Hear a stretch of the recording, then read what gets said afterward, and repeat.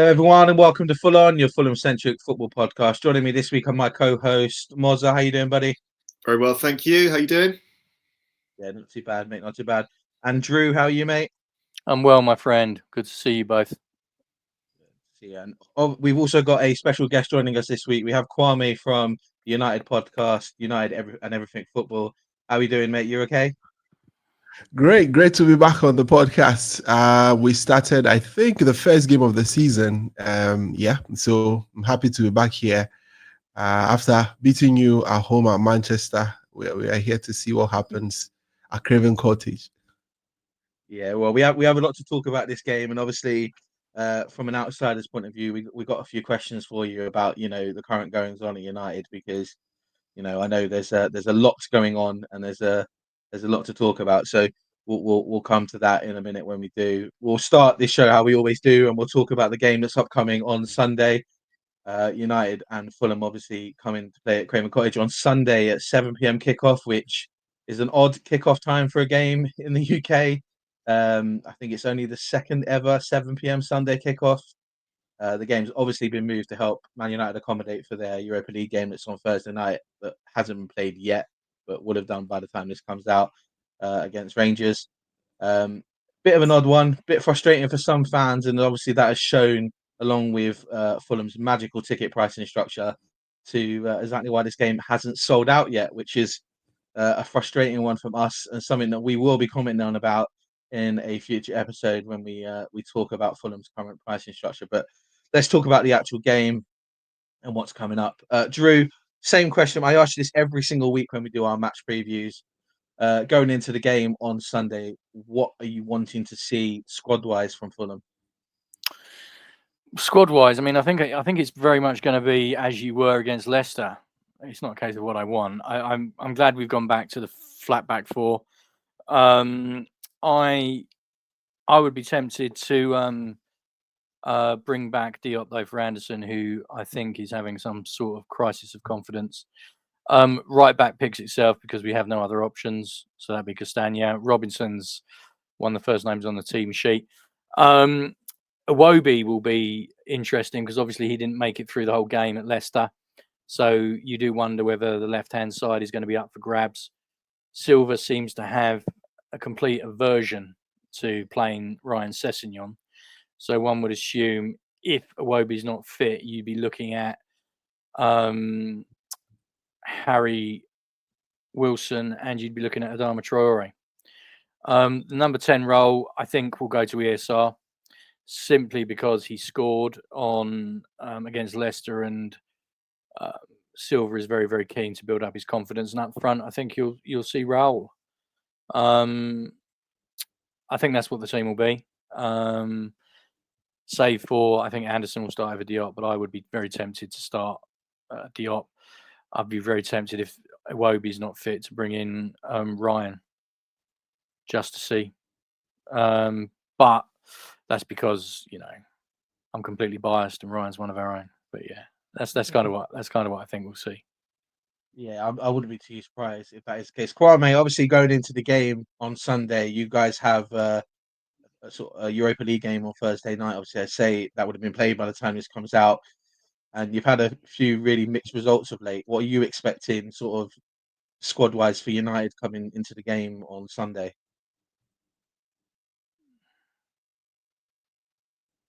Well, we've not been in a good place, especially I think just before the year ended, we had gone on a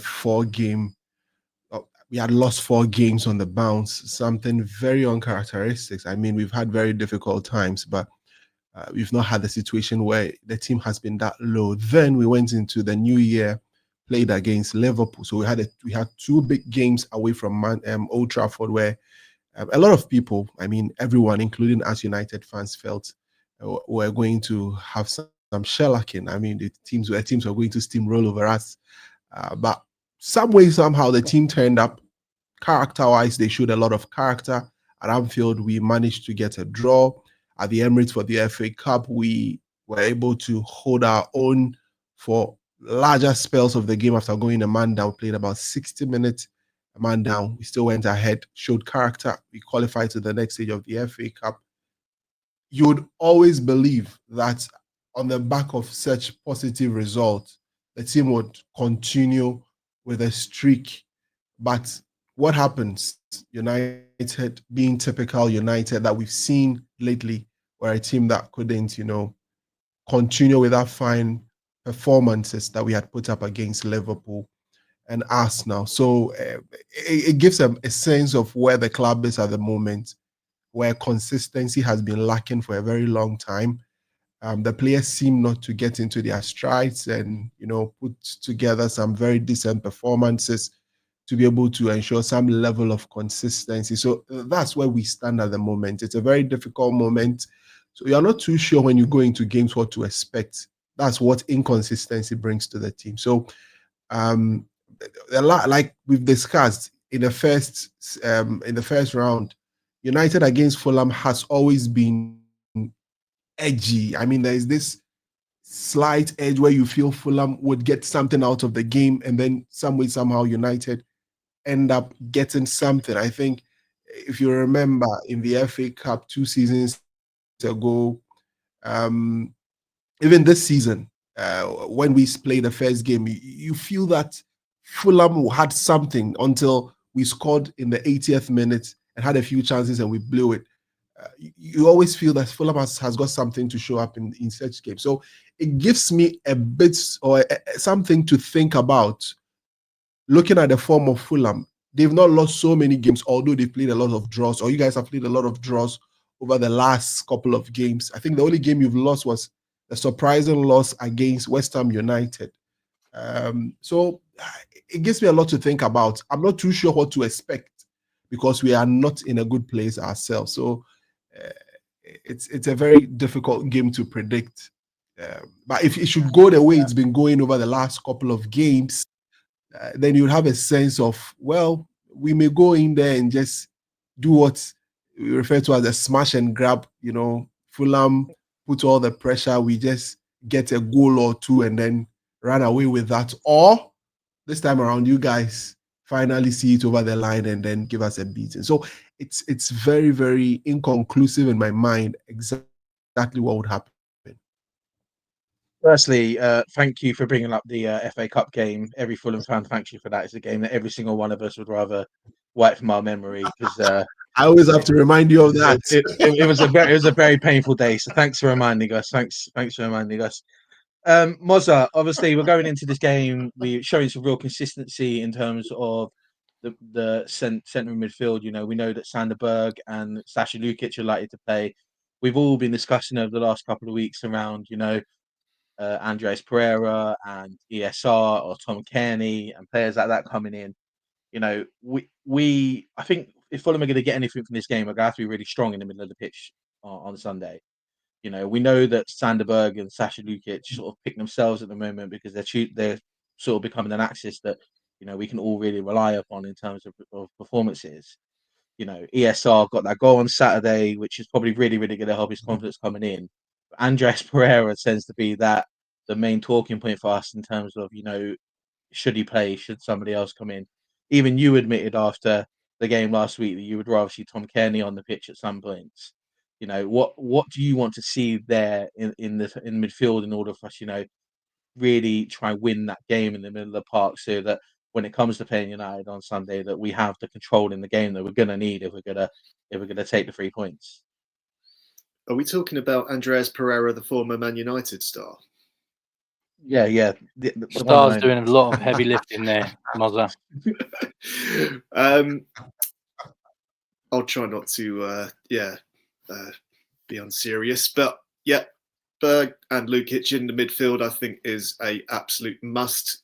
We just need that sort of direction and control, and I think that they can pick up on directing the way that the football game goes, where from what Drew said about Anderson having a bit of a mare and bringing Diop in, that is what you would normally rely on one of those guys in our defence to do. So I think it's absolutely crucial that we've got Berg and Lukic doing that. As for going back to Pereira, I'd rather him just be on the bench. I think ESR does deserve the start. Hopefully his confidence will be built up after him scoring at Leicester. So I don't see too much change in our lineup. But yeah, midfield wise, I think we need to be strong in the way where I think we shouldn't completely apply pressure straight away. Like, I actually want us to start this game by sitting back, where Kwame's just said he could expect United to do a smash and grab. I think we should sit back, let them attack, and very much be the counter-attack with our tactics. I don't see that happening, to be honest with you. You know, Marco's not that type of manager to go, you know, we'll sit back. I know we've done that in a couple of games against, you know, Arsenal and against Man City. We have to be honest, and you know, I know Kwame's in the room, and I don't want to be disrespectful to United at all. They're not that team this year. They're just not that team this year, in the sense of, you know, we have to fear all 11 players on the pitch. I just don't think that's the case. So I think if we're going to get anything from the game on Sunday, it's going to be because we take the game to United and, you know, prove that, you know, we have got what it takes to sort of to keep going on. The thing that is getting in the way at the moment for Fulham is Fulham itself. You know, we've let too many points go playing against teams that are struggling this season. You know, United are where they are in the league table for a reason, and we need to not gift them reasons to not be there. You know, like we've done against, you know, Wolves and against other teams that are in that part of the season where, you know, West Ham was prime example where they've come into this game absolutely depleted and in a really bad place, and we literally gifted them 2 goals and failed to defend for a third. That has meant that we were always chasing the game, and we need to go into it being positive for that. Drew, you know, we look at this United game as one that, you know, we were really unlucky in the first game of the season not to come away with anything at Old Trafford. You know, we were still quite unsure about, you know, how the team was going to look going in. I know that Kwame was really unsure about what they were going to see from United in that game. Obviously, then under Ten Hag and a new manager's come in, things are different there. But you know, we want to take the game to them on Sunday. I know it's easy to say Anthony Robinson's probably going to be a standout player for us, but what do we really need in terms of, you know, going forward? Who's going to be that player that we're really going to rely on Sunday going into the game? Well, I mean, our regular viewers will know probably what I'm going to say. Iwobi is without doubt, in my mind, our most influential player going forward, and I would like to see him played in the 10. Because one of my biggest criticisms of us is we don't get beyond Raul. You know, we're just too light in the box. We haven't had. I mean, to be fair to Harry Wilson, he's done it when he's been able to come in off the wing and then break through the middle. But we haven't had that real threat since Carvalho was with us. I would like to see Iwobi, if he's fit, and I do not know if he is, Iwobi in the 10. And I would like to see Sessegnon on the left and Wilson on Traore on the right. The reason I say Sessegnon is because one of the things that he does do when he plays on the left is he follows the ball in. He's got a good eye for goal. Whereas I'm not sure anyone else, save for Wilson, is probably as instinctive as him. But going back to your point about how we approach this game, we've done quite well against teams, big teams. We've beaten Chelsea, we've drawn with Arsenal, beaten Newcastle. Obviously, we had that abomination against Villa, but Ash, that fits right in with some of the performances where we've just not done ourselves any favours. It's kind of interesting because no matter where they are, when they are, how they are, United are a massive club. They're massive. They're a massive draw. They're a massive draw. And everyone grows up, you know, who wants to be a footballer, either wanting to play for them or play against them. It's simple as that. You know, when the fixtures, you know, the junior black and whites, I don't know if you're allowed to call them that now, but when our youngsters, the fixtures break out at the beginning of the season, you know, no one's scanning. They're not scanning the fixtures for Southampton or Ipswich. They're looking at Man United. That's what they're looking at. They're looking at Liverpool. They're looking at Arsenal. But it's kind of interesting because although they've still got that image and that prestige, they are a poor side. They're trying to, and Kwame will probably come in here and be able to fill in the gaps. But there was suggestion, if not last summer, the summer before, they were offered Amorim, but they turned him down on the basis they didn't think that his tactical setup, i.e. the 3-4-3, was conducive with the way United play, because they've always been historically a flat back four. I mean, going through the Fergie years, it was a flat back. It was a 4-4-2 with flying wingers, and they're trying to run a formation now where they haven't got the personnel, and they're leaving massive gaps, especially behind what should be their wing backs. So, how would I like us to approach it? I agree with you, Ash. I don't think we can settle for the odd goal. I think we have to go out there with a mindset, no offense, Kwame, to kill him. I think we have to be uber aggressive, and I think we have to just pour it on. Because although they're not a great team, they've still got some players that can hurt you. You know, they've still got players, and they're not. It's not like Liverpool where it's set patterns of play. They're going to have moments, and when they have moments, they're going to have players that can score in those moments. So, in my view, we've got to. I don't say we disrespect them and just throw caution to the wind, but it's not far off that. Yeah, they're not playing well. They're not confident. They're going to have had another game in between the defeat at home to Brighton. So in my mind, we just go out there absolutely and we attack and we attack and we attack. And if we score one goal, we need to score two. And if we score two, we need to score three. And if we score three, we need to score four. And we need to keep pouring it on. Because if we get far enough ahead, I think their spirit will break. Sorry, Kwame. But there is an interesting point, because obviously I was going to come to Kwame, and we wanted to discuss a few things from as outsiders that are going on at United at the moment, just to try to get an understanding of what's going on. And Drew is 100% correct in what he says. United is that team that everyone gets really, really excited about watching your team play against. So it doesn't matter what state you're in at the moment. It doesn't matter how injured the Lion is. You still are, you still are Man United, and we have to watch that and go into it. Yeah. From a United point of view at the moment, I don't want to say how dire is it, how bad are things at the moment. But you've got your own manager saying this is the worst squad that United have had probably ever. You've got an owner that's come in that you were already really excited about was going to change everything, was going to fix all your problems, and from an outside point of view, it looks like he's made it worse. What exactly is going on at the moment, mate? What is the 4-1-1 on United at the moment? Well, before I get to that, I want to give, from the Fulham perspective, permit me to be a Fulham fan for just a second. I agree with Jack Morris's approach to the game, and I will tell you the reason why. United find it very difficult breaking teams down.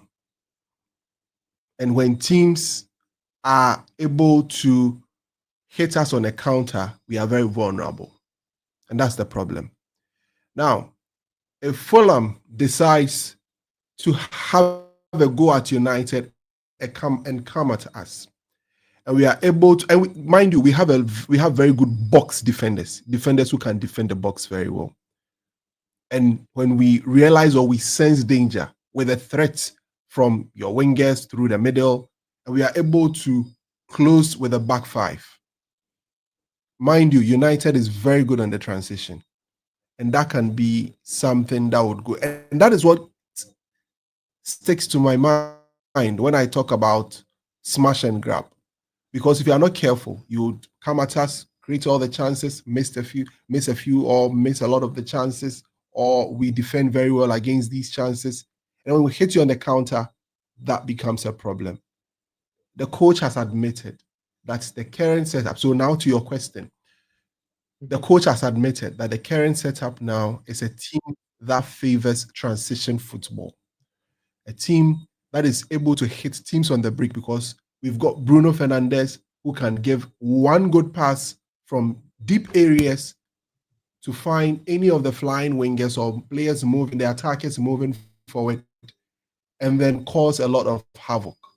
So that is the problem right now. We don't have a team currently that has the ability to play the way the coach wants to play. As it stands, we don't have a left wing back. We've been improvising with a right winger at a left wing back. That is why a lot of names came up, including your own Antoine Robinson. But as it stands, I think that deal is going to be very difficult. So we are looking at a player from Lecce called Dogu. So, and a few other players that we are looking at to fill that left wing back position. So as it stands now, there is a complete mismatch between the squad we have now and the way the coach wants to play. That is why a lot of people lay a lot of criticism to the football leadership for not pulling the plugs on Erik ten Hag if they truly believed that he wasn't the guy to take the club to the next level. I'm sure the whole idea of winning the FA Cup and a whole lot of things sort of clouded the judgment of the football leadership, and as a result, stuck with him. But unfortunately, it proved to be a very costly mistake because you've had to tear the season apart and bring in a manager mid-season with a different style, with a set of players that do not fit the proof or that do not match or suit the style that the manager wants to play. There are a lot of inefficiencies in the squad. I mean, in terms of players fitting the way the manager's idea of football is. So this is my own analysis of how things have been. And I mean, if you listen to any other pundits or any other United fan, I mean, this reason sort of makes sense to them. It sort of resonates with their thinking with regards to how come we are facing these difficulties. So I'm not so surprised. For me personally, in terms of the league, I have given up. I feel we should just find ourselves in a very respectable place rather than, I mean, go on a wild goose chase trying to chase top four because it's gone. Our only hopes of playing in Europe is in the Europa League. And our only hopes of a silverware is in the FA Cup and the Europa League. So I think every United fan is switching attention towards these areas. But we still need to place ourselves in a respectable position in the league, and we have to resolve that. So if you would ask me from the perspective of United, where do we stand or what is our problem or what seems to be the problem? It's clear. It's as clear as day. Our recruitment hasn't been good. It's clear for everyone to see. It doesn't suit the kind of football we want to play. Physical wise, we are not that good enough. We have technical deficiencies. We have that are very good on the transition. We don't have players that are able to break teams down, to sustain attacks, and it affects the way we want to play. So basically, this is our problems. And coupled with a lot of other issues happening behind the scenes, all of these things do come to the fore, and it's made things very difficult for us. Yeah, it's a respectable answer, to be fair. You know, from an outsider looking in, you know, you look very disjointed as a football club on the pitch sometimes, and you know, it's very. I don't want to say ununited like, but you know, Drew will probably agree with me here because of what he just said too. I still hold United on a pedestal, as you know, they are the football club, right? They are.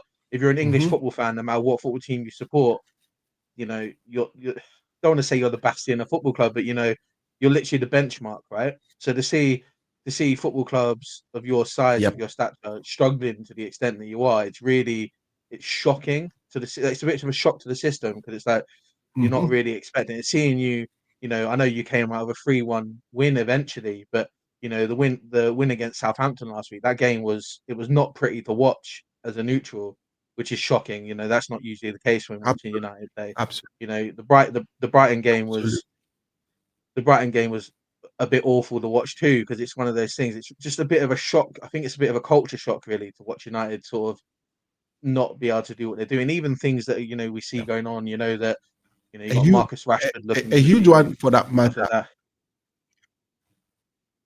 And stuff like that. And then I mean, go on. If you take the Brighton game for instance, let me give you a very interesting and a funny stat. We had only one shot on target, and guess where the shot on target came from? The penalty that Bruno Fernandes scored. I mean, that is so un-Man United. I don't know if you've seen the reports. The coach got so furious, got so angry, he turned tables in the dressing room. He had to even use his hand to smash the television that they use for their video analysis in the dressing room. So it got broken at some point. And that's how bad that performance was. The coach has a policy of not talking to players after games, but he said he was obliged to speak to the players after this game because it was absolutely awful. So it fits into your point, your argument, or your narrative about where United is at the moment. Very, very uncharacteristic of United. Yeah, it's a bit concerning, I think, for United fan. Obviously, we're looking at it from a Fulham point of view, as it's probably an advantage for us to have a disjointed team coming in and looking to do it. But we joke on this show quite regularly about Marco and his merry men and Fulham being the Robin Hood of football, and giving those teams that probably don't deserve much everything, and getting points of the teams that probably do.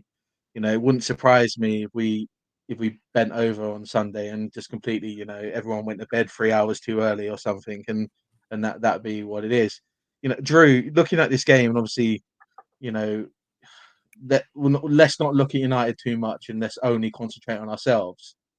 Um, you know, is there an excitement to be at the game on Sunday? Is there an excitement to sort of to want to turn up as a fan to this game at the moment?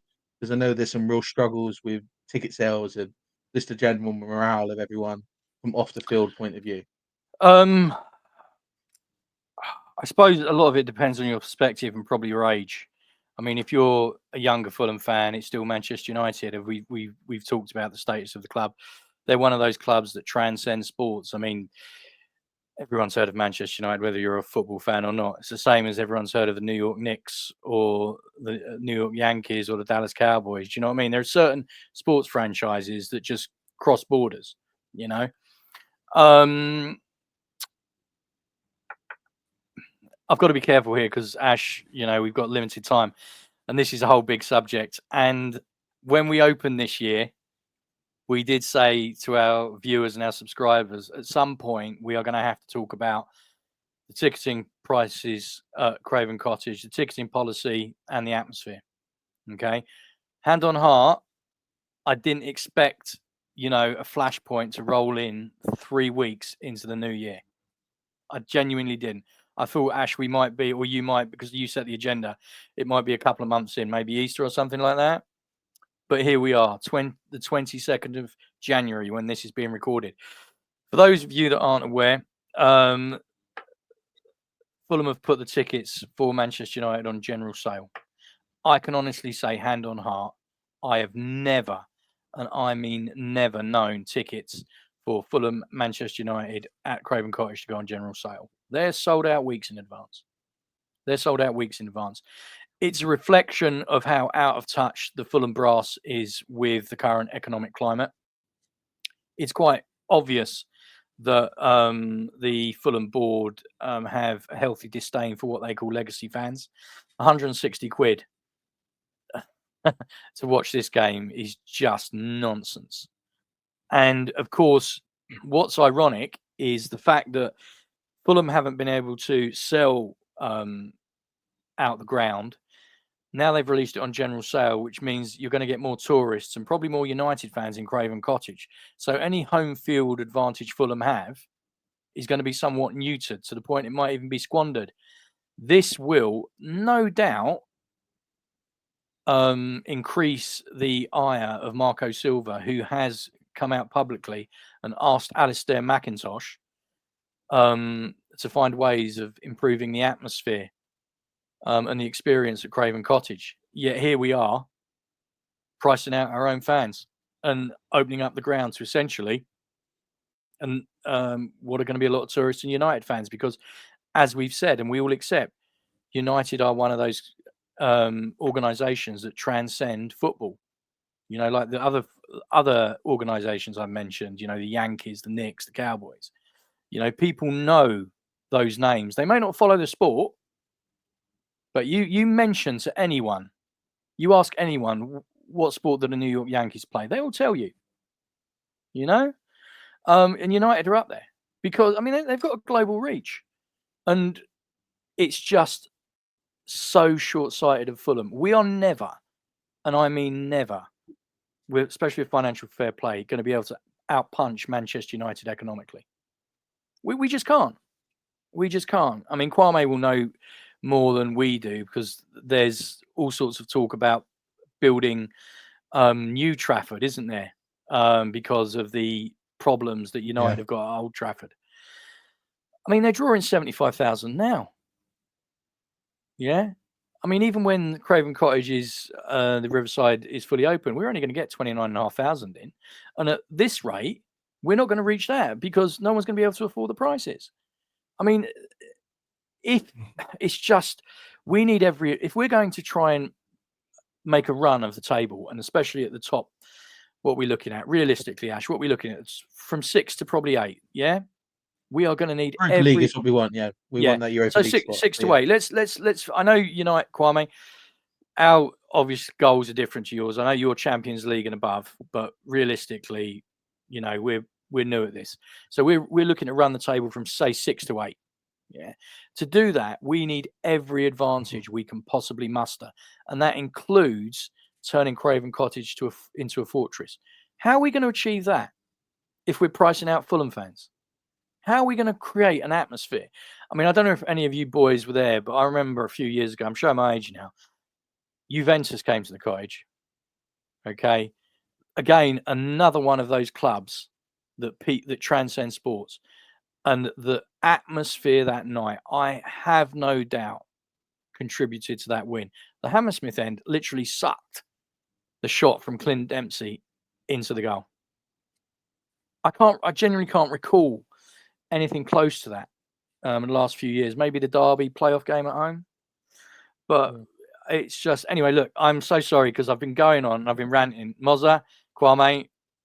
But like I said, Ash, we need Fulham fans to get in touch in the comments, and we need to run a whole pod on this because we 100% will be doing so because we have someone that we obviously blame for it. I will openly admit that I don't blame the ownership for this problem. I aim this solely at the person who's currently representing the club as the CEO at the moment, and the decisions he's making and the comments he's making and the disdain he's showing towards Fulham fans at the moment is absolutely shocking. But we'll get into that another time because I don't want to bore Kwame, and I definitely don't want to get into a position where we are ranting about it in a show like this. The only thing we can do as a fan base, Kwame, to you is apologise that your ownership is using our ownership and their ticketing structure as an excuse to bump your ticket prices up because Absolutely. that's something that is sort of ridiculous as a prospect as it is. Lads, let's finish this pod up like we always finish our pods up, especially when we have a guest in. I want a player to watch from both teams, please. So a United player to watch, a Fulham player to watch, and a scoreline prediction, if you will. Mozza, I'm going to start with you on this one, mate. Give me a United player to watch, Fulham player to watch, and a scoreline prediction, please. Fulham player to watch for me will be ESR. I know I've only spoken a couple of times on this so far, and I'm going to talk about him again. But yeah, after his performance at Leicester, and I say this with a sense of trepidation. Like, will he continue, or will he build on his second half? Build on that. Thank you very much, Drew. You can tell who's the lawyer here when I'm lost for words. But yeah, ESR would be the guy for me. I think he deserves to start. I want him to start, actually. So that would be up for Fulham. And one to watch for United, I'm going to have to throw two names. One being Xerxes, because Kwame kindly reminded us of that game where he ended up putting one against us in about the 80th minute or 88th minute. However, I think if there is one absolute villain from United, it would be Mr. Ratface himself, Bruno Fernandes, to put one in our net. And with that said, my scoreline prediction is 2-1 Fulham. I'm going to stay positive. Nice to see the positivity from you, Mozza. Drew, how about yourself, mate? I don't think we can rely on winning by one goal. I just don't. I just think our record against United, even when they're playing badly, they always seem to fluke it against us. I agree with Mozza in terms of one to watch. Fernandes is the character villain. Garnacho, and Kwame will be able to tell me if I'm wrong here. Garnacho seems to have fallen out of favour because he's always played very well against us. And at the moment, and I've forgotten his name. Who's your little right wing back? What's his name? Plays on the right. Mazraoui? No. Mazraoui? No, I can't. I can see his. Diallo? Ahmad Diallo? Yeah, him. Diallo. He's Diallo. No, not the other one. Is it Ahmad?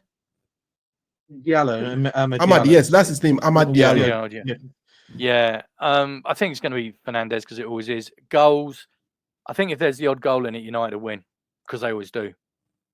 And I totally respect what Kwame is saying, that they can't break teams down. But the problem is, if Fulham don't go for it, the longer the games goes on, the more tense the home crowd are going to be, urging Fulham to attack. And if we lose a goal in the 80th minute, we're not going to equalise, which is, and I totally respect what Kwame is saying, how United struggle with teams that do what they call in a low block, or old people like me call defend deep. That's why I'd go at them hammer and tongs. I think we're either going to win comfortably or we're going to lose by the odd goal. I just don't see any in-betweens. Don't ask me for a score prediction because I genuinely do not know. And Kwame, yourself, mate, can you give us a United player to watch, a Fulham player to watch, and a scoreline prediction, please? Well, the United player to watch obviously is Ahmad Diallo. He's our most informed player. There's this positivity around his performance. He's very tenacious. He doesn't give up. I don't know if you've watched any of the comps from the last couple of games. He's a player that is constantly pressing. So if there are loose balls around your area, you need to be aware of him because he can just have a go at any defender with his press to be able to win the ball off. And he's so good on the ball. So he's one player that makes a lot of difference. And I think he's that guy. And if you don't watch out for him, he's definitely going to cause a lot of havoc. So he's one player to watch. From Fulham's end, I am very weary of Antoine Robinson.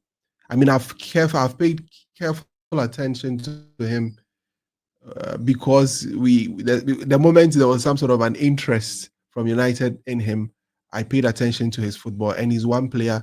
I mean, his marauding runs from the left flank is one that can cause a lot of havoc because if you've got players putting in very good crosses for us, although we are very good in defending the box, we can have some bags of mistakes in us, and which can cause a lot of problems if Jimenez or any of your attackers, either be Iwobi or anyone, I mean, latch onto those loose balls. They can just, or Harry Wilson, any of them can latch onto some of these loose balls and then score. So he's one player that I'm very careful about. So I always tell my United fans, let's watch out for this guy. He can be very, very troublesome. I want to throw in Pereira for obvious reasons. The reason being that anytime you play against your former team, there seems to be some extra motivation. It might not be about your personal quality, but there is this extra motivation to prove why you let me go, and why you didn't give me a lot of chances to be able to succeed. So that extra motivation for Pereira also makes him a standout too. If we were playing Olympic Marseille, I'd expect Pereira to have an absolute barnstormer because he wants to go there. I'm not convinced. I can see the logic of what you're saying, but it would be nice because he's clearly got talent. But our regular viewers will know that our patience is wearing very thin with him. Well, so basically that's these are the two players that I'm looking at. Yeah, fair enough. Pre-season Pelu. Yeah, that's what you lot called him, wasn't it? Because he was unbeatable in the pre-season and so definitely that. He disappears during the season, right? Absolutely. But in terms of the scoreline, I would also remain positive. I think as our coach, our coach has a term that he uses a lot, that we will suffer. So we will definitely suffer at the Craven Cottage, but I think we might smash and grab a 1-0 win, 2-1. If we are to go on the higher side, a 3-1 win for United. Yeah. I would argue that, that might not happen, but we've seen it multiple times. Man United coming to Craven Cottage and scoring last-minute winners. So, that is what that is. I'm still having flashbacks of Fernandez and Ronaldo now that are still sort of kicking me in the head. So we'll live with that. We'll live with that. Yeah, for me, Ahmad Diallo. The last two games we've played at the Craven Cottage were won in the last minute. Alejandro Garnacho 2 seasons ago, And then last season, Bruno Fernandes, last minute goals. So it might happen again. Stop reminding us, mate. I'm going to stop inviting you on, mate, because you keep reminding us of these things and it's hurting. Stop it.